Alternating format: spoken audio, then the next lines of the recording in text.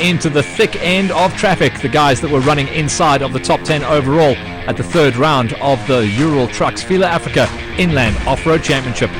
For Hanno and Peter, they got the problems encountered on the prologue and they seem to follow them into the main race as well. Whilst they are super fast, no amount of speed on the track can make up for the time lost when you are stopped on the side of the road doing repairs. Their problems included a broken drive belt, a flat wheel, and the car was overheating too.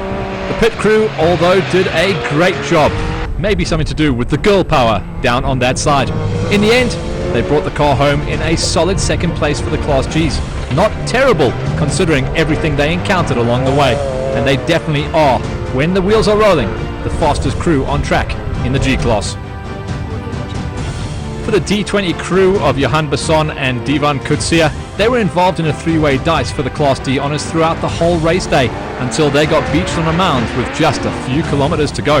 Eventually, the S21 of Peter Fourie came along and pulled them off the mound, but they'd lost a ton of time and had to settle then for third place in the Class Ds.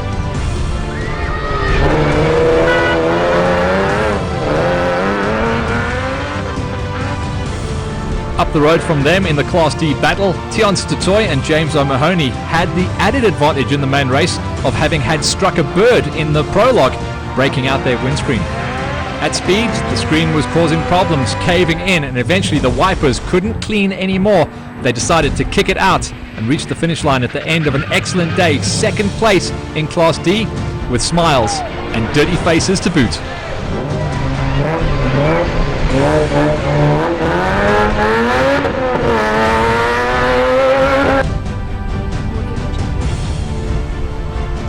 Once again, the Class D battle starting to really build as we close in towards the end of the season. It seemed in the G-Class, if you didn't get out the car and have issues, you were going to be rewarded with some good results.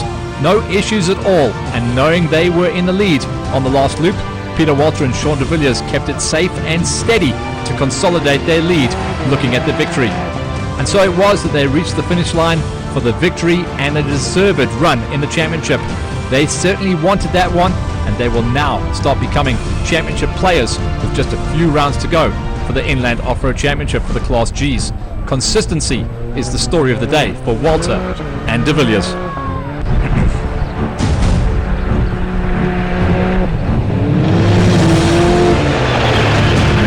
For the crew in the S21, Peter Fourie and Keith Smith, with both driver and navigator performing better in the main race than they had done in the prologue, Peter and Keith picked up their pace considerably. Their only niggle was hurting their clutch, and they pulled the D20 off the mound as well, close to the end of the race, and finished the event in second gear.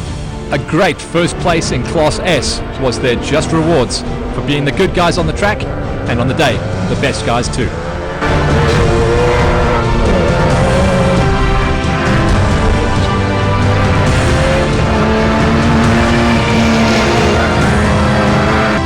Stompie Mainhard and Adrian Roots in the Star Lubricants Caltex Dello Cruiser claimed pole in their class for the prologue, and although the rest of the field did their very best to challenge them for the top honours, they fended them off and led from start to finish. This makes it for Mainhard and Roots 3 starts, 3 finishes, and 3 wins in a row.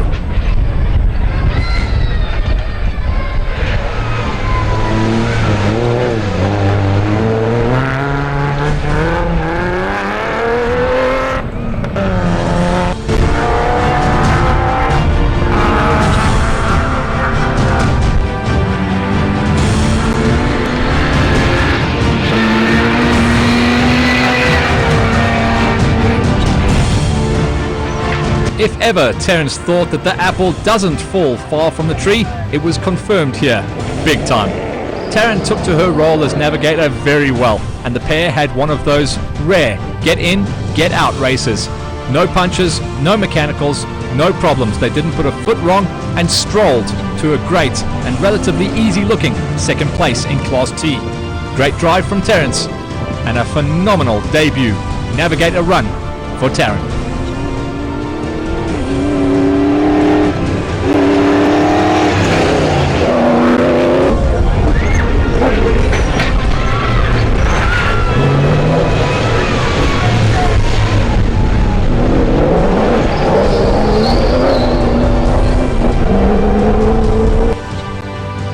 Alfredo Duster of Johan van Staden, now with Corné Durant, his chief engineer, on the notes. They were one of those get-in, get-out drives as well. A very rare situation, but it seems to be how to get the job done. Everyone says, get out there, don't make any mistakes, and then you've got a very good chance of getting it done. The pair sailed through the race to consolidate their prologue qualifying position and kept that for the race, namely 3rd overall and 2nd in Class FIA. A great job to Corné, who's very rarely on the notes, and a standard option, super fast and controlled drive, saw Johan van Staden sail the Class FIA spec and now highly sprung Alfredo Duster all the way home, and laden now with silverware once again.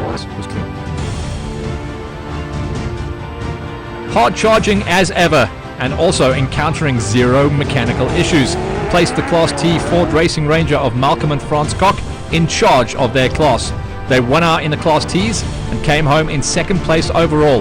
That's where they qualified in the morning, that's where they remained in the race. Always aggressive, always fantastic to watch. And with no issues, no punches, it was a banging result once again for the father and son pairing.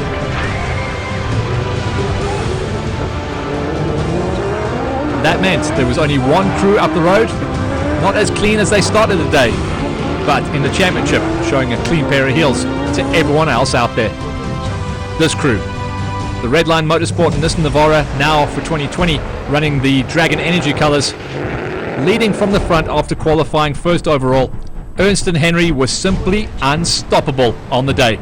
The crew won their class and took the overall production win as well to cap off a simply perfect day for them. They'd had to make some crazy passes out there. They turned consistently the fastest laps of anyone else and were able to extend off the front so that no one else could get even within their dust. In the last couple of seasons, it seems like this pairing have figured things out. Qualify well, run well, maximize your advantage and get the job done. They are the crew to beat in the Inland Off-Road Championship Series. Here's a confirmation of the breakdown of the results throughout all the classes. In Class A, no surprise there, Dion Boyens and Gilly Leroux charged from the back of the pack to beat out Telford and Buerta.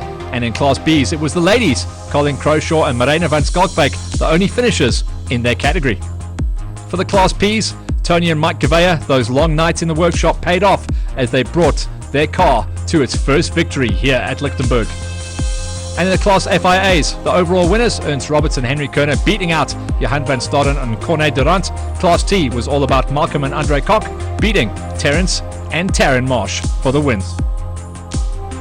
And in the Class S, Peter Fourie and Keith Smith bring home the only finishers in category. For the competitive Class Ds, it's once again Meinhardt and Roots that chop the charts. They are yet to be beaten on the season. In Class E, Visa and Besson showed a clean pair of heels to Smith and Root.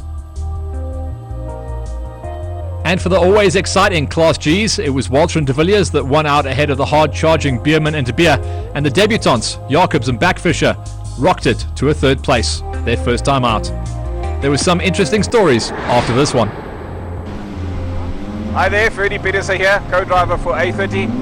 I raced today with Lawrence Boyson in my favorite car, the Green Bat. We were going like a bat out of hell, and we qualified 4th.